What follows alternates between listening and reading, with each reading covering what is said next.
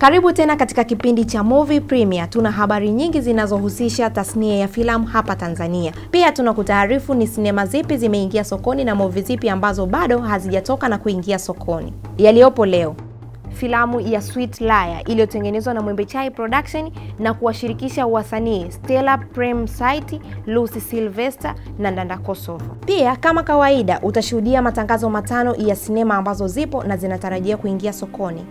Na baadaye nadhani it would help. Haiwezi kusaidia. Mimi siwezi nikalazimisha mawazo ya mtu asinifikirie sivyo wakati yeye mawazo yake anafikiria ndivyo.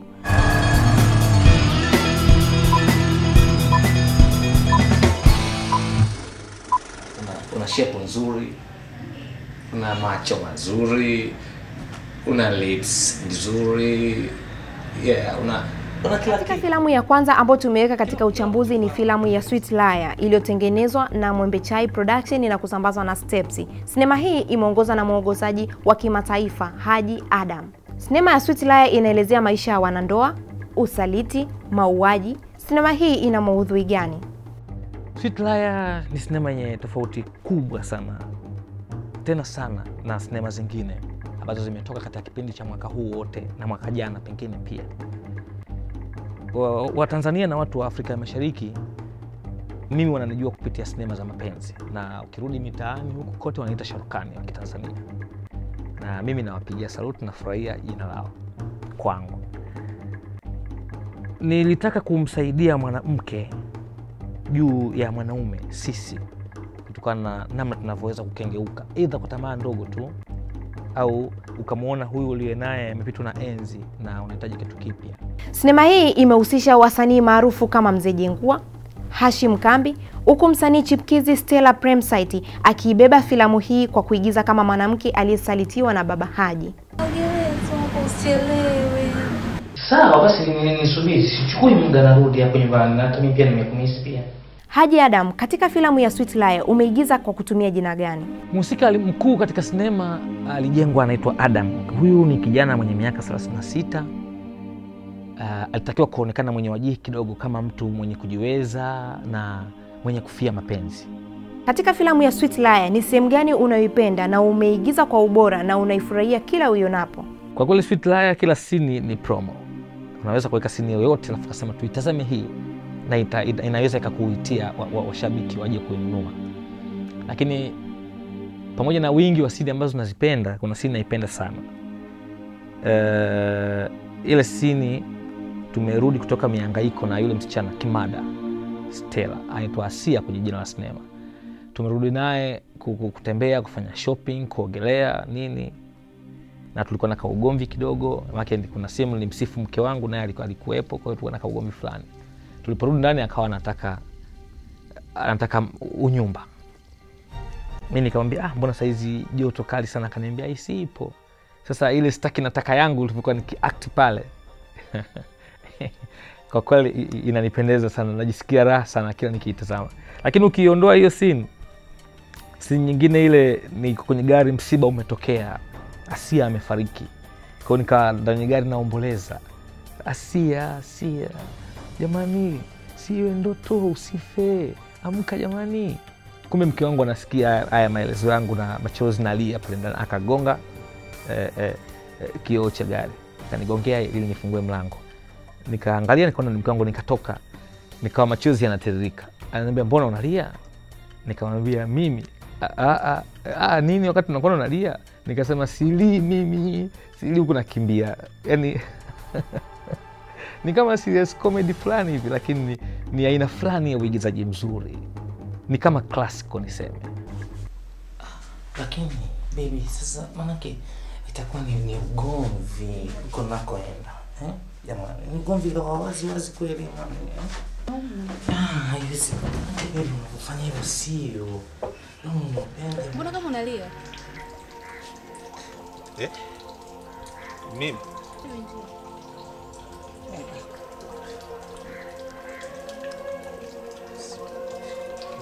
sili. Niambie ukweli. Mimi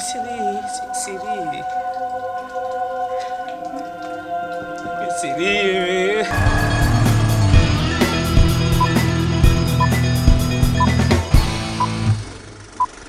Katika sinema nyingine ambayo tumeiweka katika uchambuzi ni Ramadhani. Filamu ikiwa imetayarishwa na Neshi na kusambazwa na Leo Media ikiongozwa na Suleiman Barafu. Sinema ya Ramadhani imehusisha uelimishaji kuhusu maadili ya dini ya Kiislamu, manyanyaso yanayomzunguka Abubakar. Sikiliza mzee wa mawaidha. Mimi sitaki kusikia habari ya tunafundishwa leo, sitaki kusikia habari ya madrasa, sitaki kusikia habari ya shehe. Tena nakwambia hivi, uko chuoni kwenu mnafundishwa msisikilize wazazi, si ndio Basi tunaenda kwenye birthday leo. Sinema hii imewakutanisha nyota waliobobea katika sinema kama Swebe Santana, Riyama Ali, Suleiman Barafu, Haji Adam akiigiza kama baba yake na Abubakari. Ramadhani ina tofauti gani na sinema nyingine zenye maudhui kama hii? Maudhui ya filamu kwanza, it's all about Ramadan na Idi yake. Pia kukumbushana, tunakumbushana kutokana na mazingira ya halisi. Maisha yamebadilika sasa hivi, yamekuwa magumu kiasi cha kwamba tunaisahau dini, tunamsahau Mungu. Tumebezi sana kwenye masuala ya kishetani kwa sababu kuna shortcut nyingi, ndio labda niseme kuna pesa, niseme tofauti na hivyo. Kwa hiyo katika filamu hii ya Ramadhan wanaonyesha wazazi wawili ambao hawana maadili, lakini wamebarikiwa kupata mtoto wa kiume ambaye amemsomesha elimu dunia na elimu akhera. So yule mtoto anatry kufuata ambayo amefundishwa kupitia kwa wazazi wake, kuwasahihisha, kuwakumbusha. Ingawa najua inakuwa ngumu sana kumrudisha mzazi katika sehemu ambayo wewe unaiona kwamba ni sahihi kutokana na elimu ambayo umepata. Mara nyingi wazazi wanatumia mabavu, kelele, na mtoto kwa kawaida ukishamfukia lazima awe down. So it's all about makumbusho fulani ya kimungu kwamba sawa, wewe ni baba, wewe ni mama, lakini mnakosea. Na sio ndani tu, alikuwa anarekebisha hata nje. Tuna mtu kavaa ovyo na anatry kumwambia kibinadamu, ingawa anakutana na mitihani mingi. Yeah. Vile vile katika filamu hii ya Ramadhan tumeonyeshwa ni jinsi gani unaweza kuwa na marafiki wabaya. Jamal ambaye ni baba Haji alikuwa na marafiki wabaya. Wanamconvince masuala ya pombe nini, ambao katika mwezi huu haviruhusiwi na nje ya mwezi pia haviruhusiwi. Naamini kwamba hakuna dini ambayo inaruhusu ulevi, uzinzi na vitu ambavyo viko kinyume na dini. Kwa hiyo haiongelee Uislamu tu, bali na base pia hata kwa dini zingine. Ikiwezekana hata poeza kidogo. Unajua sasa unapata hamasa ya kuendelea kufunga. Unajua Jabari, nimejiuliza sana leo kukuona mahali hapa, maana sio kawaida yako. Ila wakati leo natoka niliona gari yako pale nje. Na nikataka nikupigie simu nikwambie kwa kuna mtu anataka kutoroka na gari yako. Sasa wakati naendelea kukuwaza, Mr. Kasimu akanipigia simu na kukwambia uko hapa. Hebu ngoja kwanza kitu kingine. Unajua bwana Mr. Jamali ana mbwembwe sana wewe. Yaani hapa anapokaa anazungumzia vyakula. Yaani utasema ni mtu fulani anajua sana masuala ya vyakula. Lakini bwana Jamali, hivi ukiangalia tu katika hii meza, uone kwamba hiyo Fanta yako inatuletea nzi hapa mezani. Ramadhani ikihusisha wasanii waliotamba katika tasnia ya filamu kama Suleiman Barafu, Baba Haji, Riyama Ali, Othman Njaidi, Swebe na Neshi waliobobea katika sinema hii. Mhusika mkuu ni Othman Njaidi ambaye ameigiza kama Abubakari, kijana mdogo anayependa sana maadili na kuhudhuria madrasa.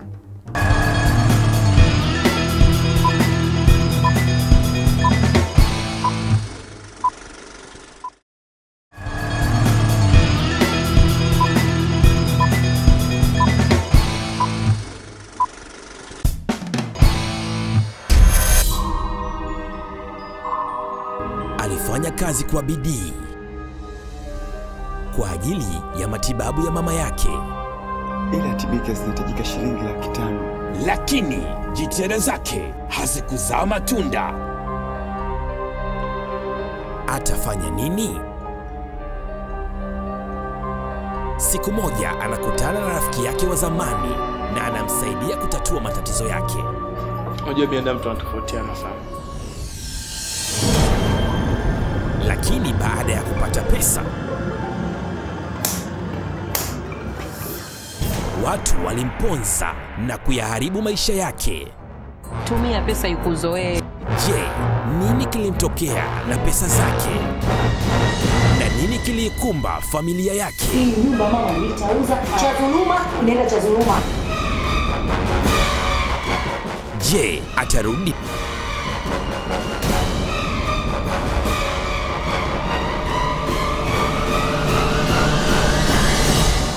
na kuanza upya tena maisha yake? Leo Media inakuletea filamu mpya ya Bora Rafiki.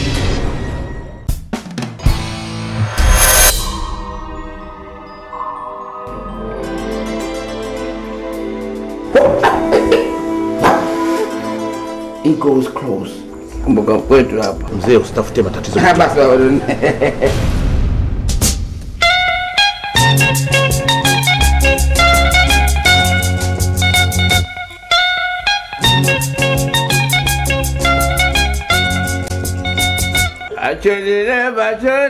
Bachelele, oh yeah, Sio. Marhaba. Ya natoba. Levi ana store ya bia pombe, sio hela anko. Anko. Hicho ndio papai. Alafu wewe kama unataka kusema, mwambie mke wako kwamba wewe unacheza kamari, wewe mlevi na mambo mengine ya kwako, sio kuhusu mimi. Pombe wewe ndio unanipimia? Unasemaje? Maana lazima nikuagiza wewe uende. Ndio maana yake. Tunakuagiza hapo uende.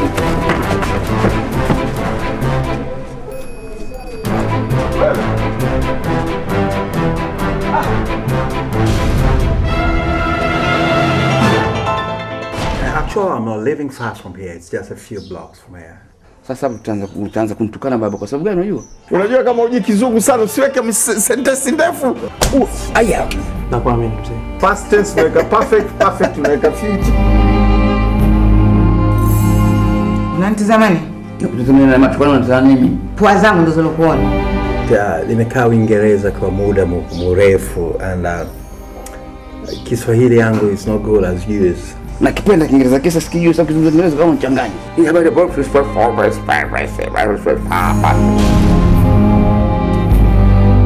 How could you write to me, Louis? How could you?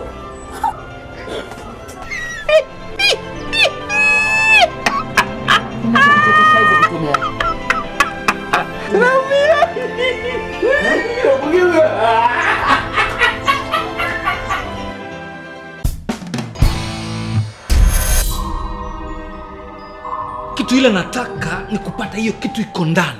Too late. Mimi sina choice. Nishapata hiyo. Mko wapi? Kuhusu nini? Kikweli hapana.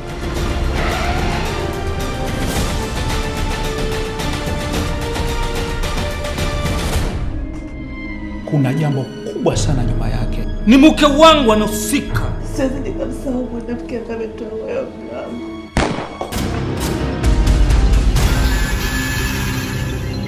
Uwajibikaji wa kazi. Mkeo anajiandaa kutoroka na anatumiwa kwa mauaji. Ndio, naitwa Amanda. Sasa information za huyu mtu dokta, ina maana hawezi kutoka kwenda kokote, kitu ambacho hakiwezekani. Hata serikali inajua thamani yangu. Tupeleke tafadhali. Nahitaji uangalifu wa hali ya juu.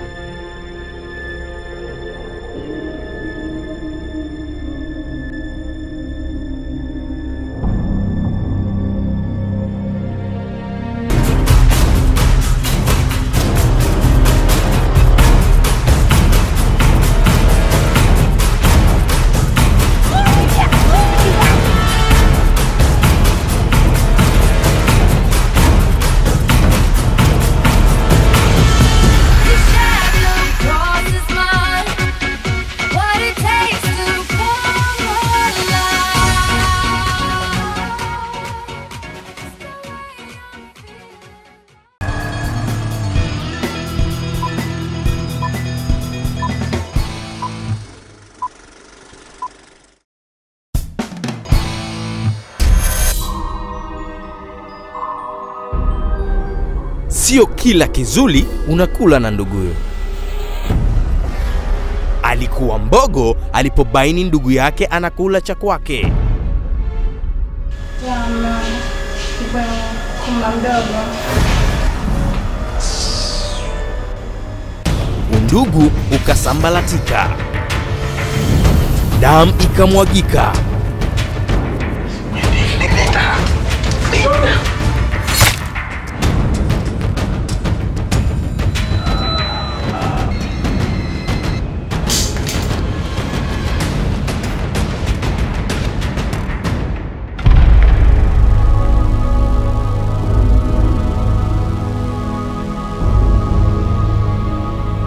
Leo Media wanakuletea na nimepima vipimo vyote vya DNA. Najua fika kama ile mimba ni ya kwako. Jamani, ile mimba hainihusu mimi. Tunapaswa kwamba tukae nao karibu wake zetu na tujue jinsi gani tunafanya. Ni matatizo yangu ya familia. Lakini daktari, mbona unanitia wasiwasi? Hii imekuwa ni kama funzo kwetu. Lakini boss, mbona kila mtu ana matatizo katika maisha yake? Tulia mwanangu. Watakuwa kiwe, maana anapiga hata kila kulia, anapiga hata kila kushoto. Shida kutambua. Ngoja. Basi unakuja, basi utamfaa.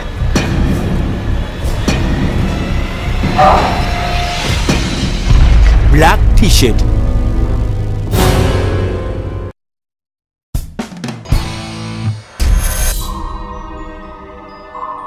Alijikuta na wakati mgumu, maswali mengi yasiyo na majibu. Wewe James. Jennifer.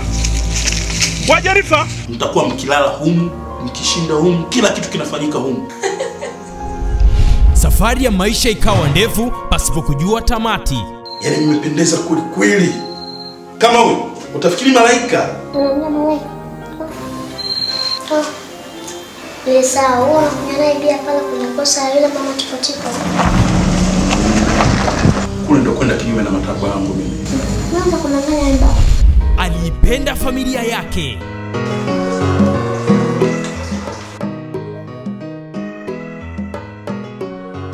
Alifanya kila aliwezalo juu ya familia yake.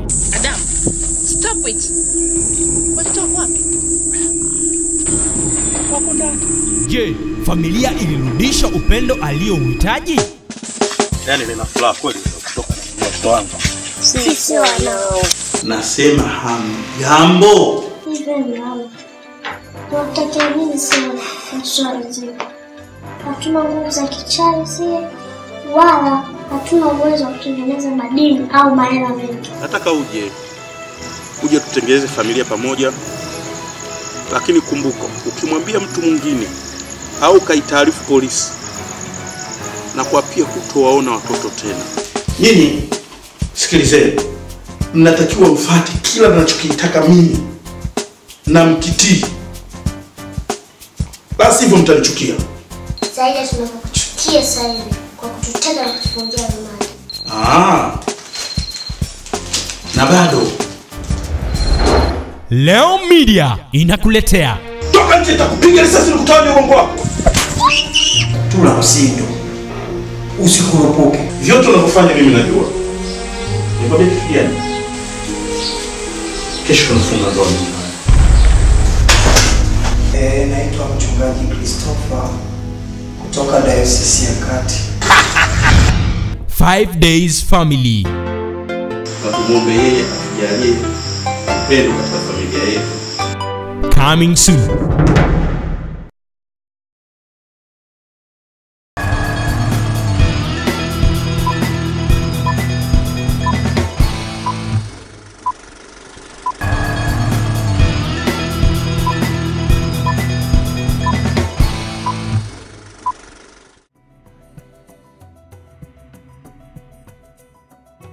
Unajua mpaka mtu unapofikia kulifanya jambo, sio kwamba unataka kujionyesha wewe ni mtu aina gani. Either umevumbuka na ukajua hichi nilichokuwa nakifanya si kizuri. Kwa hiyo what I did mimi ni kwamba nilitaka labda pengine kupitia kile ambacho nilikuwa nakipitia, labda niwaambie pia na wengine. Kwa ajili naamini mimi ninapocheza kama Lulu na watu labda ninawakilisha nyuma hata 10,000.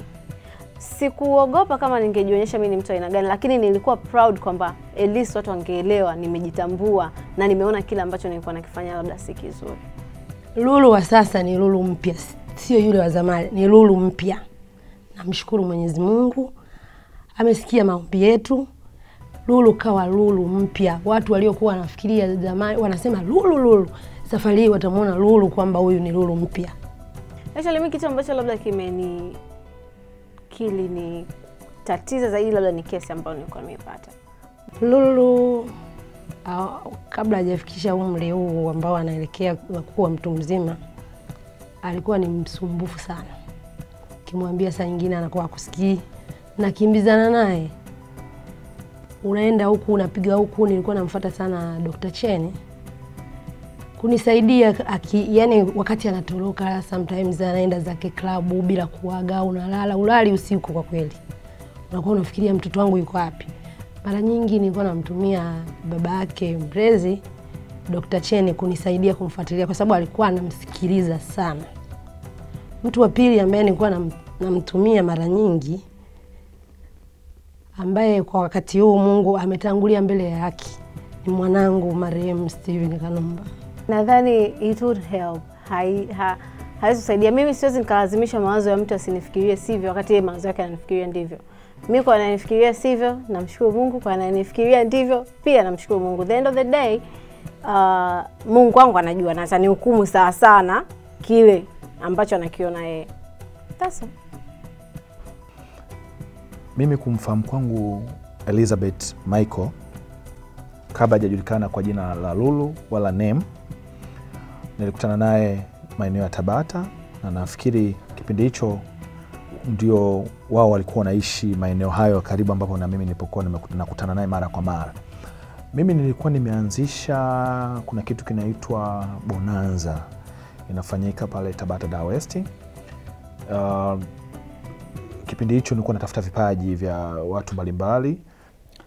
Labda mimi nichangie kwanza kitu kimoja kwamba wale watunga methali waliosema kwamba asiyefunzwa na mamaye atafunzwa na ulimwengu.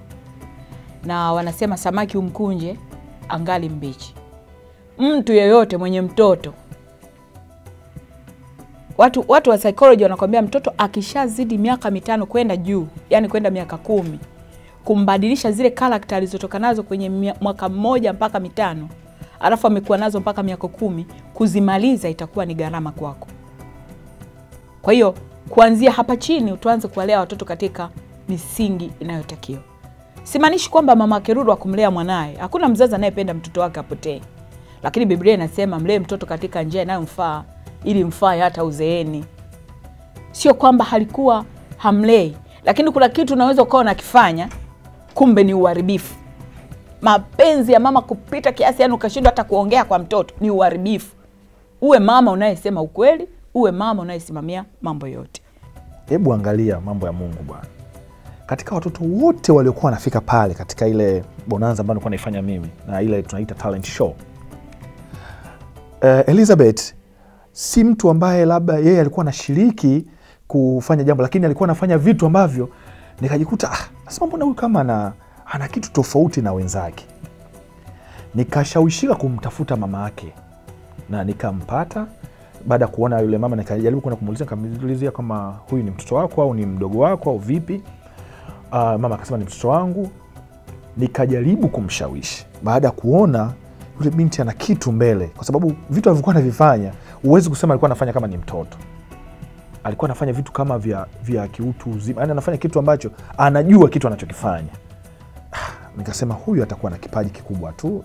Hisia zangu sikufikiria mpaka sikuwaza kama kile ambacho nilichokuwa nimekiona pale kama kingefika huko mbali zaidi. Nilichopitia nilikuwa na mzani tosha kupima yupi ni rafiki na yupi. Kwa hiyo mimi mwenyewe najua. Nafikiri nayo inaweza kuwa ilichangia kwa sababu watoto wakiwa na makundi yakitoka hili na hili, lakini wewe mzazi nyumbani unakuwa unamlea mtoto wako vizuri. Wanavyokutana watoto wenyewe kwa wenyewe wanafunzana, lakini mwisho wa siku mtu anayemuona anasema kalelewa na wazazi wake hivyo. Wakati wewe upende, kila mtu anapenda akiwa na mtoto afanye maadili mema na jamii ipende mambo anayofanya. Hamna mtu mzazi yote anayependa mtoto afanye kitu ambacho sio kizuri kwa jamii, kila mtu akikiona kama mzazi. Vijana ambao wako chini ya umri wa miaka 18 nawaambia wazazi wenzangu wawe, yani mtoto hivi mimi Lulu nafikiri nilikuwa nakuwa mkali sana. labda huenda ndo maana akawa amepitia kwa mtoto. Inatakiwa wazazi wenzangu, unamuita mahali, unatoka hata nyumbani, unaenda naye mahali, unaongea naye kwa ukaribu zaidi kuliko kutumia ile force ya ukali. Ukitumia watoto ndo hivyo hivyo wanakuwa mwoga, anashindwa hata kukuambia kitu anachokifanya.